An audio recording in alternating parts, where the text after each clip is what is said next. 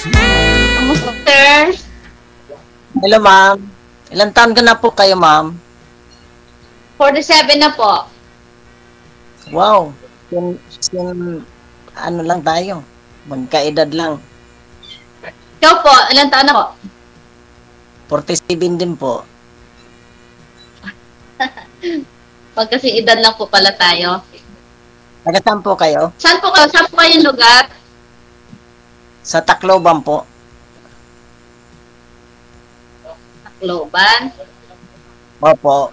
Ilan na po anak nyo? Dalawa po. Dalawang babae po.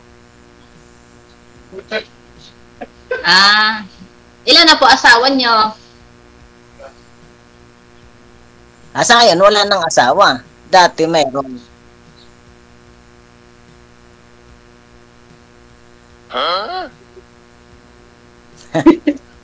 Saan na po yung Wala na po asawa ngayon. Saan po yung asawa ninyo, sir? Kaya, Saan na po yung asawa niyo? Ibig sabihin ni ma'am, saan po yung asawa mo? wala. Umalis na siya. Tacloban. Tacloban. Opo. Waray po ako eh. Waray. Umalis. Waray po. Okay lang po yun. Bisaya din naman po ako. Bisaya, Ilongga, Mindoro, ano po, Tagalog. Halo-halo na po yung language namin. Oo. Kayo po, ilan anak po mo? Ilan anak po kayo? Wala po akong As in talaga single. as in single po. Talagang dalaga po. Paano yon? Bakit hindi ka nagkaroon ng asawa? Hindi, ang ganda-ganda mo niyan. Wala. Nagkaasawa po ako before, kaya lang po. Long story po eh. Oo nga. Kwento Simple, niyo po, sa ma'am. ganda mo niyan, hindi ka magkakaroon ng asawa. Sir, request. Parang, Excuse lang. Pangit nga daw po ako eh. Excuse lang, sir. Request po ng mga viewers natin kasi madilim po kayo. Huwag po kayo tumapat sa ilaw. Kunyari, ito po yung ilaw ngayon. Hawakan niyo po yung cellphone. Kunin niyo po yung cellphone. Kunin po yung cellphone. Ayan. Okay. Madilim talaga. Madilim po talaga yung paligid.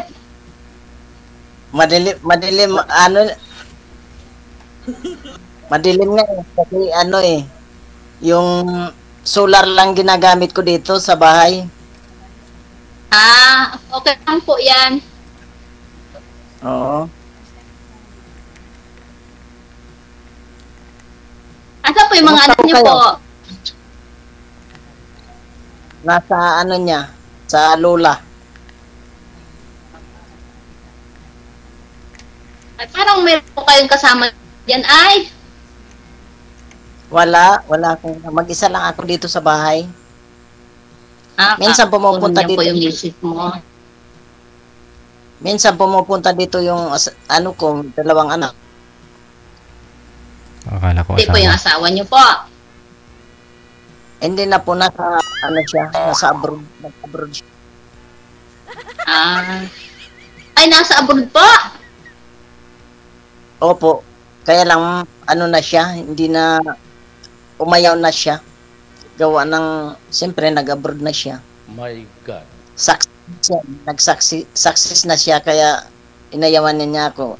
Ano lang kasing trabaho ko, cabinet maker lang. Babalikan ka po noon pagtapos ng kontrata.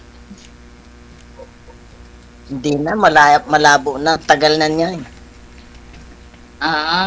Anong rason, sir? Malay mo po, antayin mo na lang po. Anong rason, sir? Ba't naghiwalay kayong dalawa?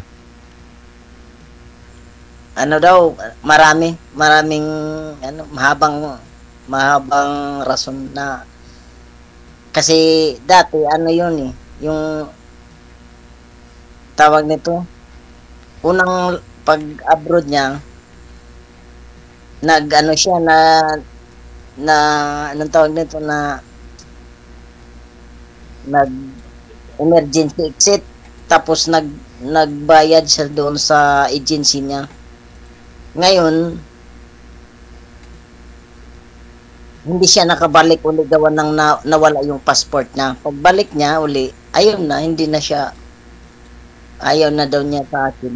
Huh? Kasi puro ano lang daw yung sakit lang daw sa ulo niya. Bakit ho? Ano ginagawa nyo? Ba't sumakit ang ulo niya sa'yo? Pinasakit din. Para ano niya, decision na yan eh.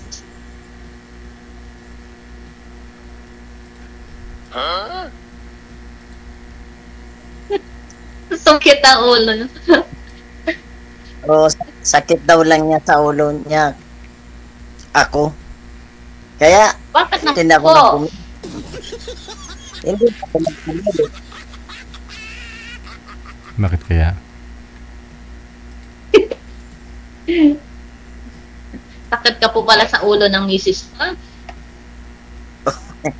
Yung sabi niya,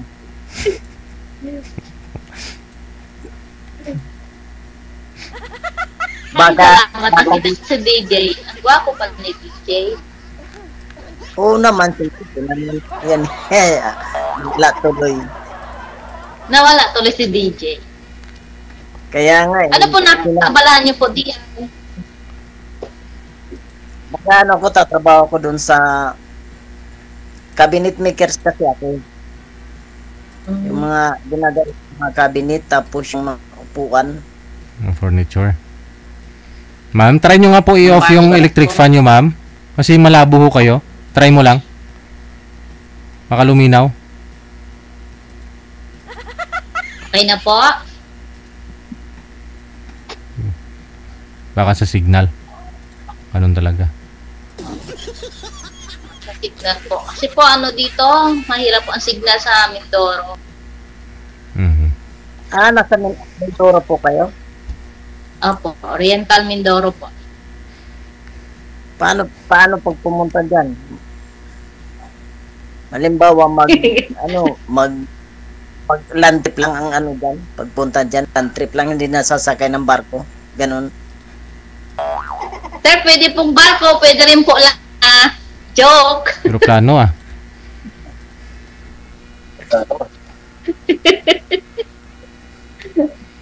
Barko, pwede rin po ang aeroplano. Ganun. Okay, balik tayo sa iyo, ma'am ha. Kasi sabi niyo po, naikwento niyo po kanina may boyfriend ka. Ano pong nangyari at siyang dahilan? Ba't hanggang ngayon dalaga pa ho kayo? Wala kayong anak, wala po kayong asawa. Anong nangyari sa boyfriend mo? Meron pa akong asawa before. Oh. Tapos iniha po kami nagkasama. Te? Kaya lang, yung naging asawa ko po is may dati siyang kalibin. 20 years po silang nagkasama nung kalibin niya. Tapos, nagkahiwalay sila nung kalibin niya after 20 years. Nakipagkita po siya sa akin dahil sa messenger. Boyfriend ko siya since high school kami. Year ako, 4th year siya. Tapos, nung 17 years old siya, na kabuntis po siya. Yun po yung kalibin niya, nagkaanak siya doon. Tapos, nagsama po sila ng 20 years, tapos nagkaanak po. Dumating po yung time sa loob sa 20 years, hiwalay naman po sila. Tapos? Dahil sa maraming Tapos nung nagkahiwalay po sila, nag-chat po siya, tapos syempre first love po, nakipagkita po ako. Hindi ko po akalain na nandun pa rin yung love ko sa kanya after 20 years. So, Nagkita po kami. pero after po nun sa kanya, nung nalaman mong nakabuntis ho siya, hindi na ho kayo nag-boyfriend? May fling-fling lang pero hindi talaga totaling boyfriend kasi nga ang pagmamahal ko pa sa kanya. Okay. Bali nagkita na kayo ngayon, nagsama na kayo, no? Kasi hiwalay na ho siya sa ka-live-in niya. Mahal mo pa rin eh, nagsama kayo. Gaano po kayo tagal nagsama? 2 years and a half po. Bakit hanggang doon lang po, ma'am? Anong nangyari? Nagkaroon po ng problema doon sa anak niya. So, nagkipagbalik siya doon sa kanyang pamilya. Kaya sabi niya, dahil mahal ko naman daw siya, maupaan ko siya. So, Maunawaan okay lang mo. daw na iwanan niya ako. Mhm. Pero masakit po sa side, sa part ko. Sobrang sakit. Siyempre, mahal mo yan. Pinagbigyan mo siya. Siyempre, sa tagal na panahon na inantay ko siya, tapos nung nagsama kami, hindi ko man akalain na magkakahiwalay din kami dahil babalikan niya yung dati niya. Nakalibuin niya. Pero hindi kayo nagkaanak. Hindi po kami nagkaanak kasi nung time na yon dumating din yung time na nagkaroon pa ako ng problema na naoperahan po ako sa ovary. Mm. Ngayon, ano ka na, handa ka ng umibig ulit. Nagtatry po pero nandun yung trauma, may trauma pa rin po. May kunting trauma pa rin. Kaya parang gusto ko lang mag-try sana. Pero dumadating po yung time na bumabalik yung pain. Siguro naman pag tayo na 100% mapagmahal ako. Masusubukan lang po yan kung talagang tunay yung tao kapag nagkakausap na talaga ng everyday or may communication sa'yo lagi. Kaya lang, ano lang kami, mahirap lang. Wala naman po sa estado ng buhay yon. Ang important po yung attitude at saka yung pagmamahal ng tao sa'yo. Ay, salamat po. Baka tanggapin ko. Ay, ganito lang. By the way, sir, kailan pa ho kayo hiwalay ni misis mo? Kailan pa ho siya umalis?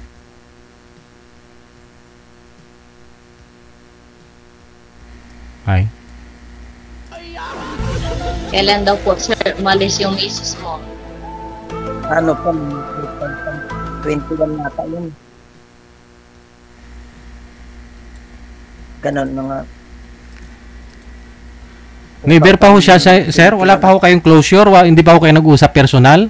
Hindi pa ho siya nagbagasyon? Mag-usap kayo? Magkita kayo? Pag-usapan ninyo yung tungkol sa anak ninyo? Sa hiwalayan ninyo? Wala pa? Hindi pa.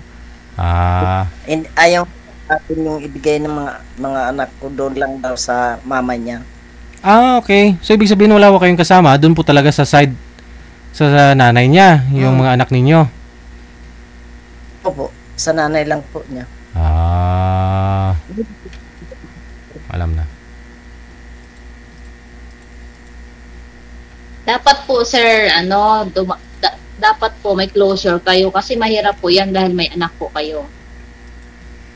Oo nga po. Kaya lang, ayan nga, nag-aantay ako sa kanya pero hindi naman lahat na naka-block na yung ano niya, hindi na. Minsan, inaano ko siya yung sa mga anak ko tapos nagtatanong ako kung ano ba, nag-uusap ba kayo ng mama mo? Sabi niya man, nag-uusap pero hindi man daw siya nagbabanggit yung sa akin. Wala na daw parang ganun, wala nang pakialaman. Pero walang sinabi niya. Ako talaga nag-aantay ako sa kanya kung ano bang desisyon niya talaga kasi yung gusto ko na kung ayaw niya talaga. Time na Pero sinabi niya noon. Kasi mahirap po dahil may anak kayo eh. Nung nagkausap kami, yung last year siguro, nagkausap kami, sabi niya sa akin na kung babalik daw siya sa akin, maigi na lang daw siya magpakamatay. Wag ganun, magpapakamatay ka ako sa akin na wala akong kwentang tao. Ano ang pinakadahilan bakit po nagkaganon po yung misis sa'yo? Hindi ko nga alam kung bakit ganun. Kasi yung mga tsuhin naman yan sa akin, welcome naman ako. Pag pumupunta ako sa kanila, walang problema. Ewan ko lang kung, baka siguro, hindi kasi ako na mahilig sa mga account niya, kung tulad ng may mga kung makikita ako kasi lalong masasaktan lang ako kung may makikita ako sa kanya, may mga ebidensya ako. Hindi sir, bago tayo mantong doon sa ebidensya sir, anong ebidensya sa sayo at gusto niya magpakamatay kung makipagbalikan pa sa sayo? Bakit ho nasabi niya yun? Gawa ng siyempre, yung siguro, wala, nagtataka nga ako kung bakit siya nagkaganon. Kasi pag alis niya, ano pa naman kami, yung okay pa naman kami, wala namang problema. Ihinatid ko pa nga siya doon sa, sa agency niya. Hindi Tapos, sir, bago ho niya nasabi yun na magpakamatay ho siya, ayaw niya makipagbalikan sa'yo, anong dahilan? Anong pinagawayan ninyo? Pinagtalunan ninyo? Wala naman. Yung ano lang kasi, wala naman. Yung, nandoon na kasi siya doon sa kasi ayaw ko nga siya papag-abroad rin noon kasi kaya ko naman silang buhayin. Sabi niya, lang, para magkaroon daw tayo ng sariling bahay. May sarili naman kaming bahay, kaya lang, yung yung maliit na parang kubo-kubo lang, ganun. Oh.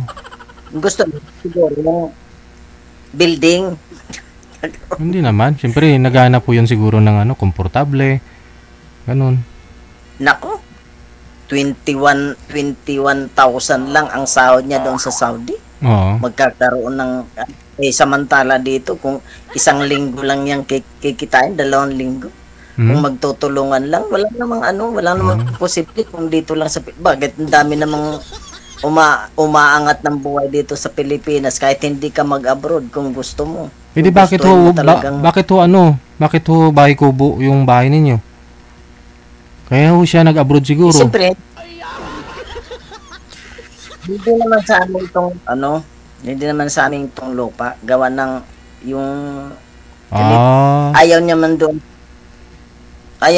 niya doon tumira sa may kunting lupa ako doon sa amin. Ayaw niya naman doon tumira. Gawa ng ayaw na sa mga kamag-anak ko, ganun. Kaya pinakawalan ko, sabi pa naman, mahal ko siya pinakawalan ko siya. Hindi ko na siya pinilit. Siyempre, mahal ko siya. Mahal ko din siya. Para sa kami ni ma'am, siyempre, mahal niya yung partner niya noon. Siyempre, nagparaya.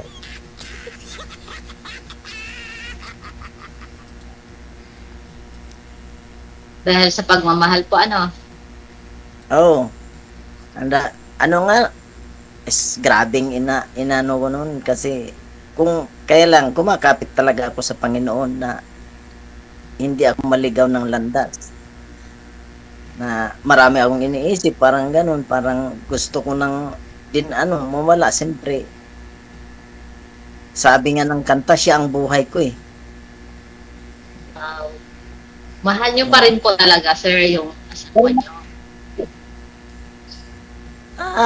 Be honest, naman siyempre, ang haba ng panahon na pero sa narinig ko sa kanya na na ayaw na sa akin.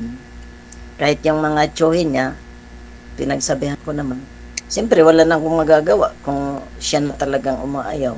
Kahit magpumilit ako, sumiksik ng sumiksik, hindi naman po pwede na makasiksik ako doon. Wala na akong magagawa. Siyempre, kung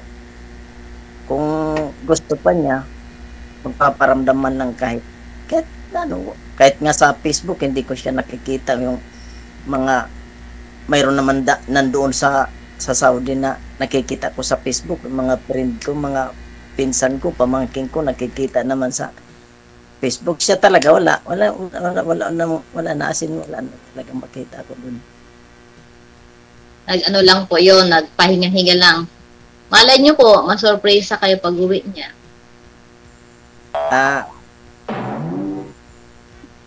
Hindi ko lang masabi. Basta yung sa akin, siyempre, naghahanap din ako ng, matanda na kasi ako. Naghahanap din ako ng mga kapartner ko. Kung siya naman ang nagsabi sa akin, paano kung pag-uwi niya, pumunta ako doon, tapos, di ba sinabihan na kita? matigas talaga ng ulo mo. Siyempre, sasabihin ko, ulo ko to, matigas talaga. Kahit kaninong ulo, matigas. Eh,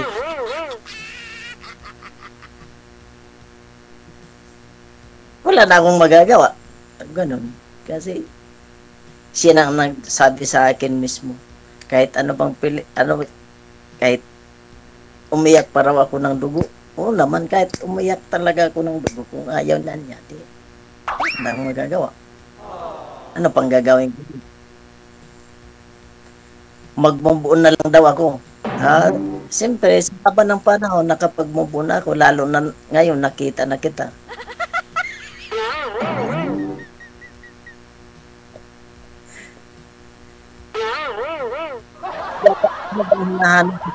Ano bang hinahanap mo sa lalaki, madam?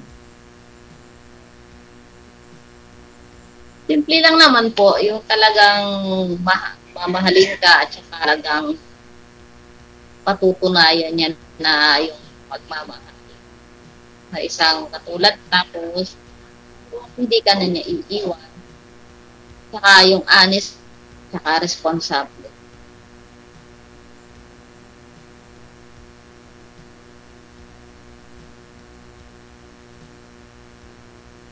Ano ako dyan? Pasok ako dyan sa lahat ng sinasabi mo. Ang galing mo mag-chimpos ka, no? Bakit? Bakit ayaw mo ng ano? Ayaw mo ng tapat? Siyempre, nagtatapat lang ako sa'yo. Eh, kung magbubulan pa tayo, matatanda na tayo, eh, siyempre, hindi ka naman din magpapakipot, gawa ng may edad ka na. Ako, hindi naman din ako magpapakipot sa'yo. Siyempre, yun ang hinahanap natin eh. Kung Malalaman ko, yan talaga itong kapag may komunikasyon na tayo. At saka makikilala mo yung tao kapag lagi mo kausap. oo nga. Tsaka dapat po maayos niyo po muna yung sa family niyo, closure bago po kayo pumasok sa isang relasyon, kasi mahirap po yun na mapupol ka sa isang tapos biglang dadating po yung asawa niyo. Mahirap po yun. May ka naman din, ma'am. Kaya lang, siyempre, ako naman din, siyempre, pinagsabihan niya ako na ganun. Siyempre, sabi ko, wag naman na magpapakamatay ka dahil sa akin. Wag. Wala akong kwentang tao. Wala akong na tao. Kasi, kung mahalaga mo ako, di, siyempre, kahit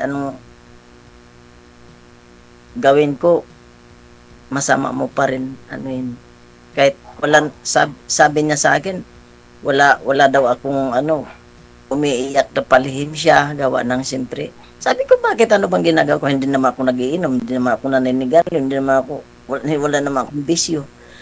Pagdadating ko nga ng bahay, ako pa naglalaba, minsan nagluluto pa ako. Kaya lang, minsan, siyempre, hindi naman ako perfectong tao. Na minsan siguro, pag yung tingin niya sa akin, mali yung ginagawa ko. Kahit gumagawa ko ng tama, siyempre, may mga dahilan siya. Kahit sino naman tao talaga, pag mayroon kang dahilan, mayroon kang pinagmamalaki, gagawa't gagawa ka ng butas. Kahit mahirap butasan, gagawa't gagawa ka ng butas para magkaroon ng butas. Kahit wala kang ginagawa. Ako, dati, minsan, umuwi ako pag gabi, pag nagkakaroon kami ng mga kasamaan ko sa trabaho, minsan, hindi naman ako umuwing lasing. Hindi naman ako umuwing Kasi nung dati, nagtalo kami noon, nung nag-aral doon sa isda sa organic.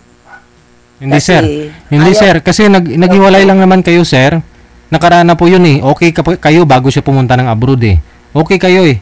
May bahay, natid mo nga sabi mo sa agency. Nung doon na ho kayo sa abroad, doon na siya sa abroad, tsaka ho kayo naghiwalay. Yun po yung mga, mga rason doon. Hindi ko na alam kung bakit Ito yung ganun. pinakamabigat kong rason, sir. Baka naman po malaki ang pagkukulang mo po sa kanya. Hindi naman, wala namang akong lagi naman pag tumatawag.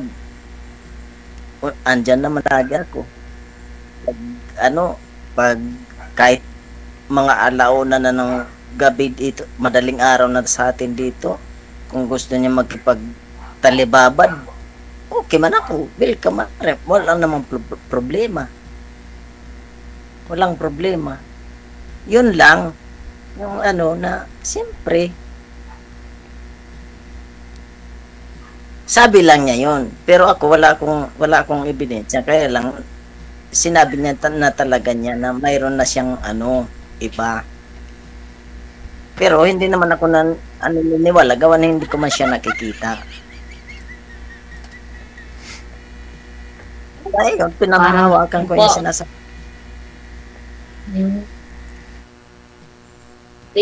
Po, kailangan magkausap po muna po. Kailangan magkaroon kayo ng closure talaga. Kasi, malay nyo po, nagmamaliw lang ng saglit yung ang bawat isa sa inyo. Tapos biglang dadating yung time na magkakabaliw kayo. Kasi, may anak po kayo. Para sa anak niyo po. Kasi sa experience ko po, parang mahirap po yung gano'n na may anak ka tapos wala kayong closure ng asawa niyo, hihiwalay ko. Tapos wala kayong closure, tapos may anak kayo. Kaya mahirap po yung ganyan sitwasyon po.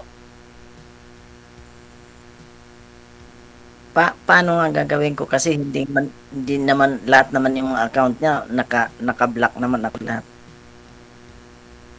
May way po diyan kasi may anak po kayo, may mga kamag-anak po yung pwede niyo po siyang makontak. Siyempre nahiya naman akong ganun na parang nagmamakaawa ako doon sa pagmamahal sa akin. Siyempre may edad na ako. Hindi na ako pwedeng magmakaawa doon sa pagmamahal dahil alam ko na yung mali at tama. Siyempre siguro mali. May mali na nakikita niya sa akin. Kaya ganun. Wala namang problema.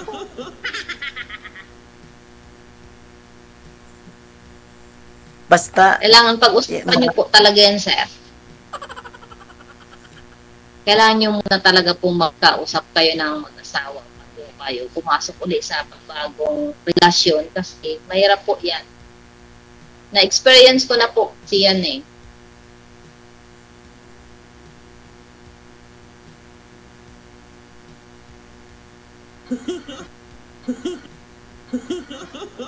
Paano?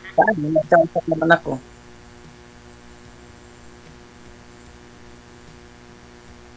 Ano po? Paano nga? May kausap naman ako. Hindi ko nakakausap. Ikaw naman nakakausap ko. Siyempre, kailangan kausapin niyo po muna yung asawa niyo. Kasi ako naman po, ngayon lang po ako nakausap. So, andito lang naman po ako para mag-guide sa inyo o bilang kaibigan para maliwanagan po kayo kung ano ba talaga yung estado ng inyong sitwasyon na mag-asawa. Kasi may anak po kayong dalawa eh.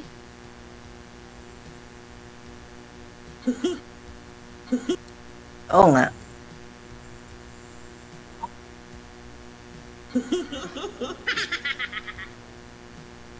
Hindi ko nga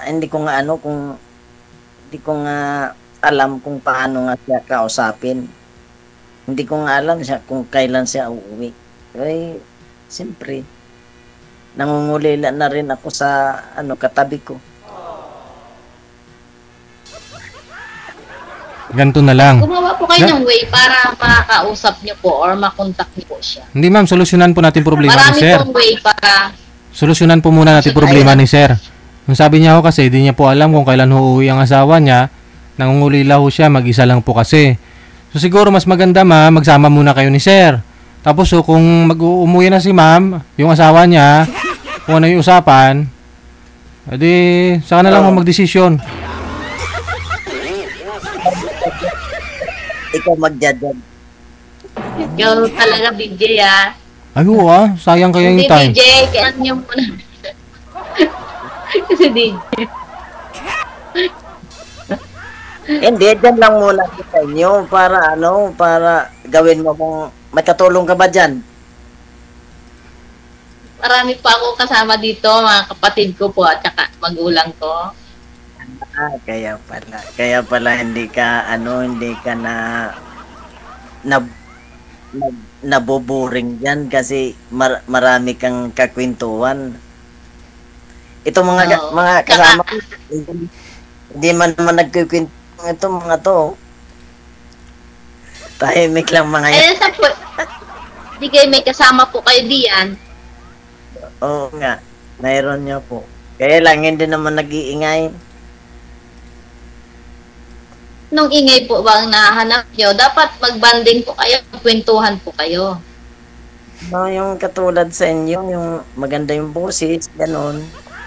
Yung magandang parang attorney ang dating, marunong mag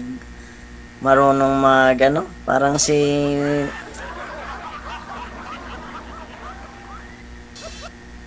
ano ba yun? Tatawanan nyo po ako, sir. Okay, walang problema. Yun pala. Yung masarap na kausap. Kasi smiling ka eh. Kahit po maraming problema, dapat nakangiti na lang po. Huwag mo damihan yung problema. Kahit isa nga lang problema, mahirap na. Lalo pa kaya mapadami. Huwag naman. Bawas-bawasan mo yan. Itapon mo yan mga problema yan. Di ba sabi ni kaya nga sabi ni Frida Aguilar, tawanan mo yung problema. O, kaya nga po. Kaya ikaw po, tawanan mo lang din po yung problema nyo. Wala akong problema, kahit isa, wala. Bakit pa ako mag-iipon ng problema? Pera nga, hindi ako nag-iipon, problema pa kaya?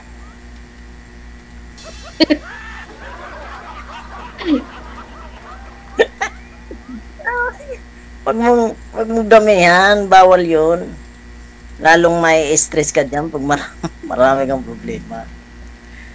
Kaya nga pag pinapunta mo ako dyan o kaya pumunta ka dito sa amin, mawawala yung problema mo. Anong gagawin mo kay ma'am, sir? Para mawalang problema. Tatanggalin ko lahat ng problema. Sir, nakakaloko kayo. Problema mo nga sa misis ko, hindi mo matanggal. Naku, Tanggalin mo na yan. Problema sa misis mo. Tinanggal ko na yan. Kasi siya na mismo nagtanggal. Bakit ko pa pasasabitin yan kung problema ko pa yan. Okay. Alam ko naman maghanap buhay. Bakit? Hindi naman ako umaasa kahit abroad pa yun, kahit ilang beses pa siya mag-abroad. Sige, ganito na lang, no? Connected na po kayo dito, tuloy-tuloy lang ang usapan. Maraming salamat sa inyo, ma'am. Good luck. Bye. DJ, thank you, DJ. Salamat po, DJ.